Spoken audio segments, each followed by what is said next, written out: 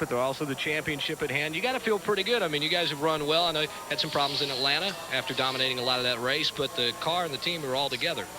Yeah, you know, I'm just as proud as I can be of this whole team and the cars and everything. Like I said before, looking real forward to the season. We're definitely going to get our share this year, I think. That's Mark Martin. He's going to head back to the garage area, and these guys will be back at Bristol next week and be one of the cars to watch, I think, for the win.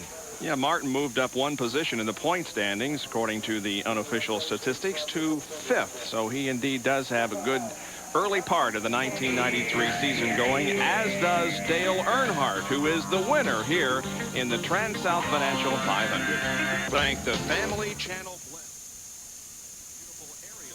Of the Transouth 500 from Darlington Raceway in South Carolina. Our Speed World coverage is being brought to you by Quaker State. The Big Q is one tough motor oil. By your local Yamaha dealer, who invite you to see their exciting line of motorcycles, ATVs, and water vehicles. And by Budweiser, the king of beers, with that fresh, pure, natural taste. Nothing beats a Bud. Earnhardt wins, Martin second, third place finisher Dale Jarrett. Here's Jerry.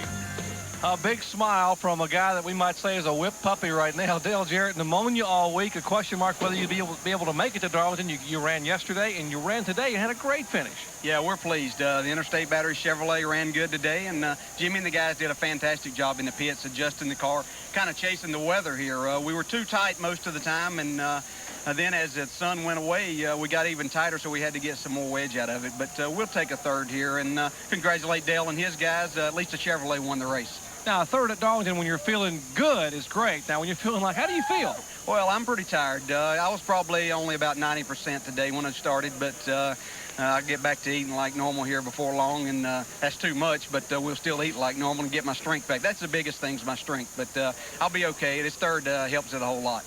Well, let me show you how tough it is at Darlington, guys. Show me your left hand here, Dale. Take a look. A blister the size of a quarter here on the inside. That's from holding that steering wheel and fighting it all day, but it paid off with a third-place finish for the Interstate Battery Chevrolet. Let's go up to John Kernan.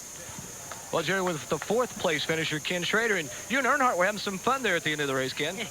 Yeah, I got up there beside him with a couple laps to go, and I knew he had a lot more to lose than I did. You know, I mean, he's leading things, so I got up there beside him and just flipped him in the left door a little bit. He let me go.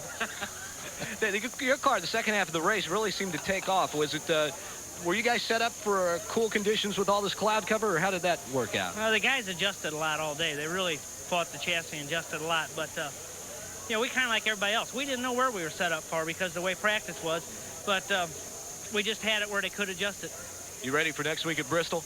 Ready to go to Bristol. Aren't we all, guys? All right, congratulations to Ken Schrader, our fourth-place finisher. Now, here are the unofficial results of this event. A couple of guys had their best finishes of 1993. Ken Schrader did, and also Terry Labonte, who you will see here coming up in 9th position, also had his best finish of 1993. Morgan Shepherd in 10th spot, the winner last week. Davey Allison back in 11th. Bill Elliott back in 14th, the winner of this race last year. Rick Mast finally finished 15th there today, kept his car running all day. DW in 16th place there we see, and Ricky Rudd, with all of his problems, he ran up in the top 10 until he started having those problems, wound up 19th. That 19th place finish does not indicate how well he ran at times. Jeff Gordon had a good run going, hit the wall, finished 24th. And Jeff Gordon really needed to run all day and see what the weather conditions changing did to the racetrack so he would know what to do for his car in the future. See, Hutch Strickland wound up 28th. He had a good run going also. Ran up in the top 10 until he started having problems, finally fell out of the race. Rookie contender Kenny Wallace 32nd, Michael Waltrip 33rd.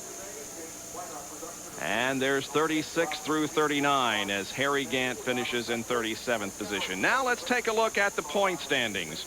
Earnhardt is on top. Rusty Wallace moved up a spot. Jeff Bodine down a spot. Dale Jarrett stays the same, and Mark Martin moved up to 5th position. 6 through 10 in the point standings. Shepard gained 2 spots. Allison gained 2. Jeff Gordon lost 3.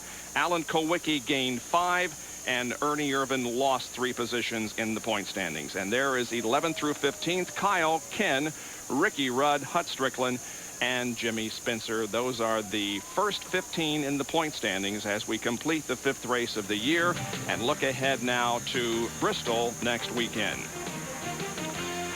Well, coming up at midnight tonight, it's the Grand Prix of Brazil, the second race of the 1993 Formula One season. Of course, it was a very exciting event. We hope that you can be with us at midnight tonight, Eastern Time. That's 9 o'clock on the West Coast. And next week, we'll be live for the Boot City 500 from Bristol at 1 o'clock Eastern Time next Sunday afternoon.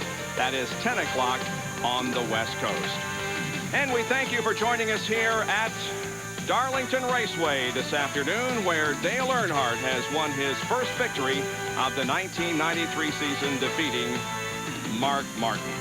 And my thanks to John Kernan and Jerry Punch for their help in the pit area, and to Benny Parsons and Ned Jarrett here in the booth. We'll see you next weekend. For now, this is Bob Jenkins.